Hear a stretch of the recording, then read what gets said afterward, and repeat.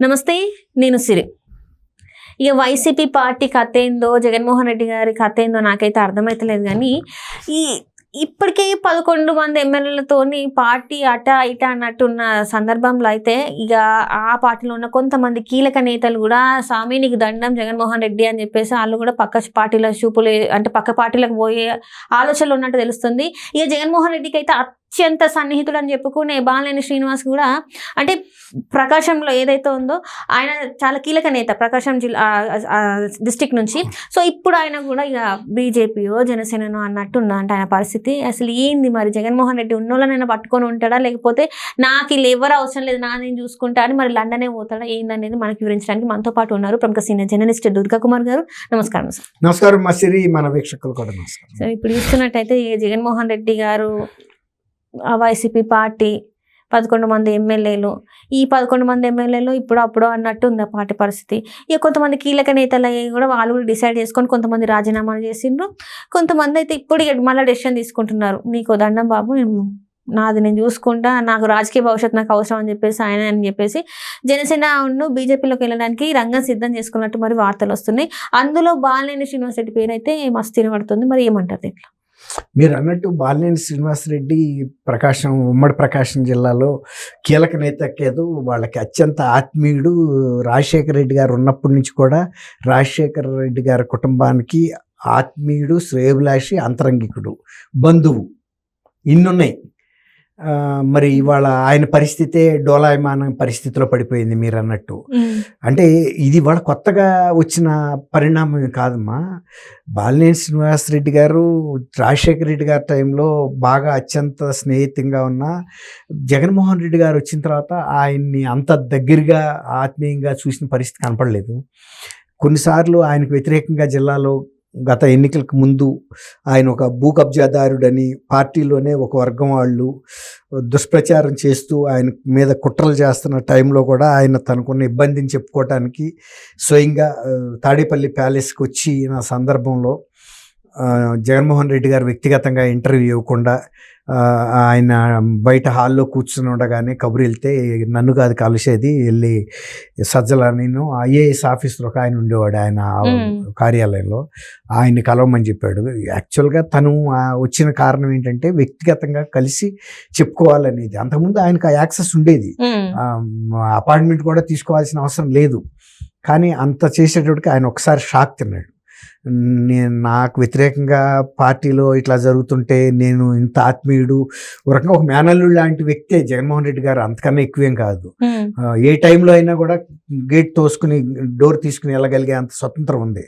కానీ ఆయన ముఖ్యమంత్రి అయిన తర్వాత ఈయనకిచ్చే ట్రీట్మెంట్లో అందరికి ఇచ్చే ట్రీట్మెంట్లో ఎలా తేడా వచ్చిందో బాలినేని శ్రీనివాసరెడ్డి గారిని కూడా అదే కోవలో కట్టేశాడు ఆయన.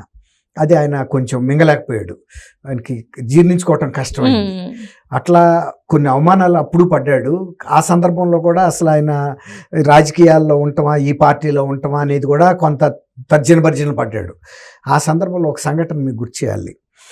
ఎట్లా అంటే ఆయన విజయం గారికి కూడా బాగా దగ్గర బంధువు.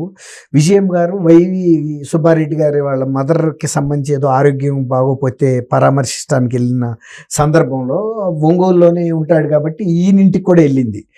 ఎట్లాగూ నేను ఒంగోలు వచ్చా కదా శ్రీనివాసరెడ్డి గారు వాళ్ళని కూడా పలకరించడానికి.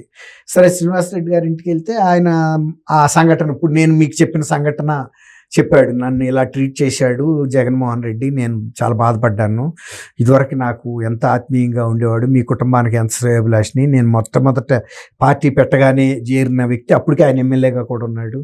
అలాంటి వ్యక్తి నన్ను ఇలా చేశాడని బాధపడితే శ్రీనివాసరెడ్డి బాధపడబాక, జగన్మోహన్ రెడ్డి సంగతి నీకు తెలీదా, నన్ను పలకరించడమే కష్టంగా ఉంది. ఆయన ఏమనుకున్నాడంటే ఆమె జగన్మోహన్ రెడ్డి గారితో చెప్పి ఈ సమస్యను పరిష్కరిస్తుంది అనుకుంటే ఆమె తన బాధను కూడా ఆయన ముందు ఎళ్ళబోసుకుంది. నా పరిస్థితి కూడా అంతకన్నా హీనంగా ఉంది, నన్ను కూడా పలకరించడం, ఇంటికి వెళ్తే కూడా పలకరించడం కష్టంగా ఉంది. షర్మిల విషయంలో కూడా ఏం జరుగుతుందో అందరికీ తెలుసు, ఆస్తులకు సంబంధించిన వ్యవహారాలు ఏవో వాళ్ళ కష్టసుఖాలన్నీ చెప్పుకుని జగన్మోహన్ రెడ్డి ఎంత అంటి ముట్టినట్టుగా ఉంటున్నాడు, అందరినీ కూడా అలాగే వ్యవహరిస్తున్నాడు. అంతెందుకు, నేను ఒకసారి మైసూరారెడ్డి గారిని నేను స్వయంగా కాచిగూడ రైల్వే స్టేషన్లో అడిగాను. మేము జర్నలిజంలో ఉన్నప్పుడు రిపోర్టర్గా రాజశేఖర రెడ్డి గారిని రాజశేఖర రాజశేఖర్ అని పిలిచేవాడు రెడ్డి గారు మైసూరా అని పిలిచేవాడు. వీళ్ళిద్దరి మధ్యలో ఒక ఫ్రెండ్లీ అట్మాస్ఫియర్, ఒక బ్రదర్స్ లాగా ఉండేవాళ్ళు. ఇద్దరు డాక్టర్సే, ఇద్దరు పక్క నియోజకవర్గాలు, కమలాపూర్, పులివెందుల, సామాజికంగా కూడా ఒకే స్థాయి కుటుంబాలు. అలాంటిది ఒకసారి నాతో ఎవరో చెప్పారు, మైసూరారెడ్డి గారు వైఎస్ఆర్సీపీలో చేరితే బాబు జగన్ అని పిలిస్తే సార్ అనమన్నాడంట. నాతో ఎవరో మా కొలీగ్సే చెప్పారు. చెప్తే నేను ఉండలేక, మేము కూడా మైసూరారెడ్డి గారితో వీళ్ళతో మేము సన్నిహితంగా ఉంటాం కాబట్టి ఏమి రిజర్వేషన్ ఉండదు. నేను రైల్వే స్టేషన్లో నేను కడప వెళ్తున్నప్పుడు అప్పుడు ఎక్స్ప్రెస్ ట్రైన్ ఉండేది ఈవినింగ్. నేను అడిగా, మైసూరారెడ్డి గారు మొన్న ఈ మధ్య నేను ఇట్లా అన్నాను, మీరేంటి ఇట్లా రాజశేఖర రెడ్డి గారితోనే సమ స్థాయిలో ఉండేవాళ్ళు అంటే ఆయన నవ్వేశాడు, ఏం చెప్పలేకపోయాడు. అంటే ఆ తర్వాత ఆయన వెంటనే మా పార్టీ నుంచి బయటకు వచ్చేసాడు. నేను అన్నా, మీరు ఎట్లా చేరారు అని. ఎందుకంటే ఆయన స్థాయి రాజశేఖర రెడ్డి గారి స్థాయి. ఇప్పుడు బాబు జగన్ అంటంతో అప్పుడు చిన్న ఆయన కాబట్టి అంటే కూడా ఆయన ఓర్చుకోలేకపోయాడంటే ఎట్లా ఉంటుందంటే, కొంతమందికి అభద్రతా భావం, వాళ్ళు ఒక ఇన్ఫీరియారిటీ కాంప్లెక్స్ లో ఉన్నప్పుడు ఇవన్నీ కోరుకుంటారు. అదే సుపీరియారిటీ కాంప్లెక్స్ లేకపోతే ఒక నార్మల్ పీపుల్కి ఇవన్నీ అక్కర్లా. ఆయనకి ఏంటంటే మళ్ళీ ఎవరన్నా చూస్తే బాబు జగన్ అంటే మళ్ళీ ఇతరులు కూడా పిలుస్తారు, నా స్థాయి పడిపోద్దని ఆయన భయపడ్డాడు. అంతేగాని నా తండ్రి స్నేహితుడు, సమకాలికుడు, ఇద్దరిది ఒకే ఏజ్, ఇద్దరు డాక్టర్స్, పక్క నియోజకవర్గం, ఒక సామాజికంగా కూడా ఒక స్థాయి గల కుటుంబాలు తప్పే ఉందని అనే భావన ఆయనలో లేదు. ఇప్పుడు ఎందుకు చెబుతున్నా అంటే, మీరు శ్రీనివాసరెడ్డి గారిని కూడా ఆయన అందరు ఎమ్మెల్యే లాగానే ట్రీట్ చేశాడు. కానీ మొదటి నుంచి నా తండ్రి టైం నుంచి కూడా పార్టీలో ఉన్న వ్యక్తి, మనం వెళ్ళి వాళ్ళని కలవమంటం ఏంటి, సజ్జల రామకృష్ణారెడ్డి ఆఫ్టర్ ఆల్ ఆయన దృష్టిలో బాలినేని శ్రీనివాసరెడ్డి గారి దృష్టిలో ఎంత, మరి అంత సజ్జల రామకృష్ణారెడ్డికి ప్రాధాన్యత ఇచ్చిన వ్యక్తి ఇవాళ సజ్జల రామకృష్ణారెడ్డి గారిని తీసి డస్ట్బిన్ లో పడేసాడు. ఇవాళ సజ్జల రామకృష్ణారెడ్డి గారి పరిస్థితి ఏంటి? అసలు సజ్జల రామకృష్ణారెడ్డి గారు కూడా ఆయన సామాజికంగాను ఆయనకి భద్రత విషయంలో కూడా కొన్ని అనుమానాలు కూడా వ్యక్తం చేస్తున్నారు. ఎందుకంటే ఈ పార్టీ నష్టపరచడానికి కారణం సజ్జల రామకృష్ణారెడ్డి అనే ఒక లాన్ ఆఫ్ ఫీలింగ్ కూడా జగన్మోహన్ రెడ్డి గారిలో డెవలప్ అయిందని చెప్తున్నారు. అది మనకు తెలియదు పూర్తిగా.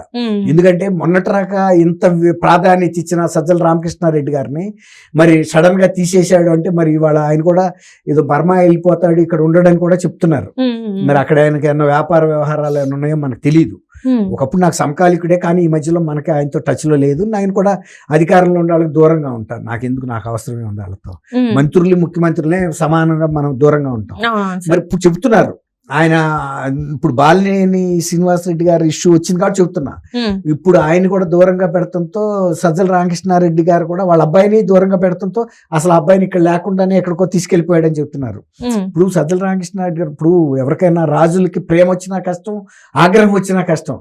వాళ్ళు ప్రేమతో కావలించుకునైనా చంపగలరు, ఆగ్రహం వచ్చి ఉరిశిక్ష అయినా ఇవ్వగలరు రాజులతో. అందుకే అంటారు, రాజుగారి అమ్మాయితో ఆడినా తప్పే, ఆడకపోయినా తప్పే.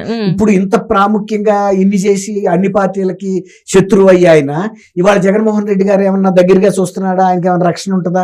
ఇప్పుడు జగన్మోహన్ రెడ్డి గారితోనే ఈయనకి ఏమన్నా ప్రమాదం ఉంటుందా అనే చర్చ కూడా వైఎస్ఆర్సీపీలోనే జరుగుతుంది. ఈ పరిస్థితుల్లో మనం బాలినేని ఆయనే కాదు, జగ్గైపేట ఎమ్మెల్యే సామినేని ఉదయ్ భాన్ గారు కూడా పార్టీ మారుతాడు.